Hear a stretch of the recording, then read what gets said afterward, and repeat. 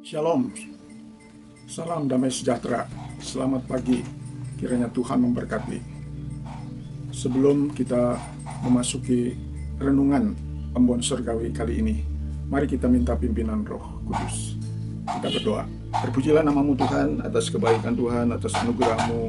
Kami boleh mengenal Engkau melalui Yesus, melalui Roh Kudus, melalui segala ciptaan Tuhan. Saat ini hamba-Mu mohon pimpinan pada waktu hamba-Mu mau menyampaikan firman Tuhan, supaya firman ini akan menjadi kekuatan bagi hamba-Mu, bagi semua yang Bapak-bapak, ibu-ibu, dan saudara-saudara sekalian diberikan kesempatan untuk mendengarkan firman ini dengan iman.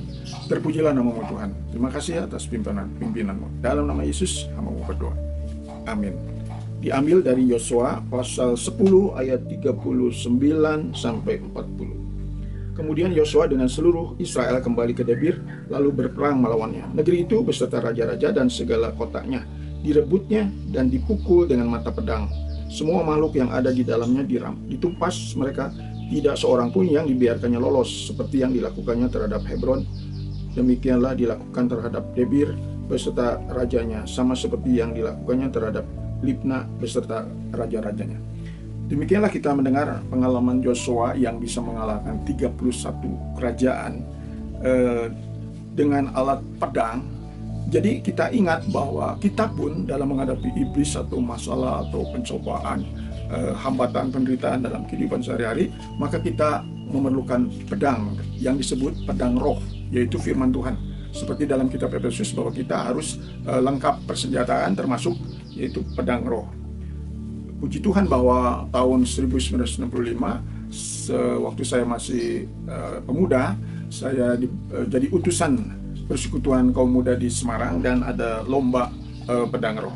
Seharusnya saya menjadi juara 1, tapi akhirnya menjadi juara 3. Apa penyebabnya? Karena waktu itu saya sebagai karyawan di LLB yang memegang mesin offset, sehingga kuku jempol saya patah, sehingga agak mengganggu pada waktu membuka Alkitab. Tapi puji Tuhan masih bisa jadi juara 3. Kemudian tahun-tahun berikutnya saya melatih seorang bapak dan akhirnya ia menjadi juara 1 Baptis Indonesia. Demikianlah itu satu pengalaman tentang pentingnya lomba pedang roh, supaya kita lebih cepat waktunya, memanfaatkan waktu untuk membuka Alkitab sehingga tidak lambat-lambat. Tetapi yang lebih penting dari itu yaitu kita harus menggunakannya pedang roh itu, firman Tuhan itu, pada saat kita menghadapi berbagai macam godaan. Yaitu pada saat kita berkata bahwa kita tidak bisa, itu sebagai godaan juga bagi kita, supaya jangan sampai mudah menyerah. Jadi kita pakai pedang roh, yaitu Filipi 4 ayat 13. Aku cakap menanggung di dalam Kristus yang menguatkan aku. Juga pada waktu mungkin ada jalan yang buntu, ada masalah yang begitu berat, kita juga jangan mudah menyerah. Kita pakai pedang roh, yaitu 1 Korintus 10 ayat 13. Pencobaan itu biasa, Tuhan memberikan jalan keluar.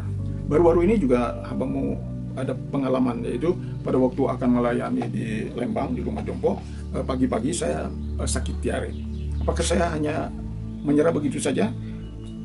Tetapi dengan ayat itu maka pasti ada jalan keluar. Saya tetap berangkat dengan rombongan, walaupun ada pikiran negatif, kalau di tengah jalan ada terasa perut saya, maka saya akan pulang kembali naik Grab. Tetapi puji Tuhan, di antara rombongan itu ada seorang ibu yang menyuruh untuk berhenti di toko Palembang, dan belilah obat untuk saya, sampai akhirnya bisa tuntas melaksanakan menjadi singer, membagi sharing, menguatkan opa-opa di rumah jompo, dan bisa sampai tuntas selesai.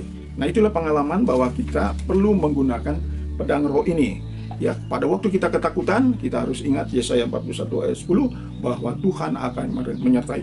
Apalagi sekarang.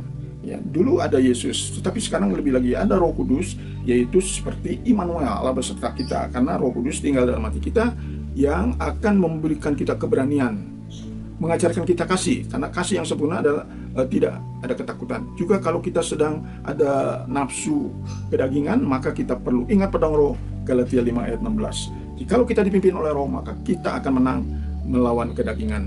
Mungkin juga ada godaan untuk mengandalkan akan manusia atau diri sendiri, atau menunda-nunda waktu. Kita harus ingat Amsal 27 ayat 1. Janganlah memegahkan hari esok, karena besok kita tidak tahu. Juga dalam Yakobus pasal 4 bahwa hidup kita singkat. Jadi kita perlu cepat menggunakan. Nah, kalau kita juga sedang bimbang, kita ingat Yakobus 1 ayat 8. Orang yang bimbang, nihil hasilnya atau hampa. Nah, kalau kita ingat ayat ini, maka kita jangan bimbang, jangan ragu-ragu. Atau mungkin godaan sombong, maka dalam Amsal pasal 8 ayat 13 itu akan menolong kita bersama-sama. Saya akan membacakan Amsal yang ke-8 ayat 13 yang berbunyi demikian. Amsal 8 ayat 13. Oke. Takut akan Tuhan ialah membenci kejahatan. Aku benci kepada kesombongan, kecongkakan, tingkah laku yang jahat, dan mulut penuh tipu muslihat. Jadi Tuhan membenci kalau kita sombong. Bahkan Ia senang kalau kita rendah hati, maka akan ditinggikan. Dan juga pada waktu kita mungkin sakit atau ada masalah besar, maka jangan sampai kita sedih atau kecewa. Kita ingat pedang roh 1 Tesalonika 5 ayat 16, mengucap syukurlah dalam segala hal. Juga kalau kita sedang sedih, kita perlu gembira adalah obat. Amsal yang ke-15. Nah, itulah pedang roh yang perlu kita latih, kita pakai untuk melawan musuh-musuh kita, melawan iblis, melawan hambatan yang ada di dunia ini, situasi apapun yang terjadi. Oleh karena kita memegang janji Tuhan, memegang pedang roh seperti Yosua yang mengalahkan 31 kerajaan, demikian juga kita bisa mengalahkan puluhan bahkan ratusan hambatan yang ada di dunia ini sampai Yesus datang kedua kali. Mari kita simak lagu yang akan dinyanyikan.